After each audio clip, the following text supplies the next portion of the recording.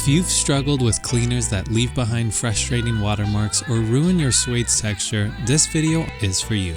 Keep watching to get professional results at home.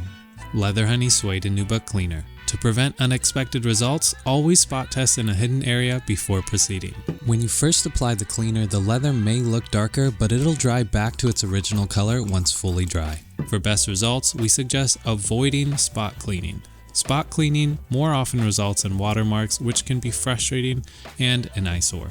So pro tip, always clean the entire suede panel from seam to seam, as this ensures a uniform finish across your entire piece.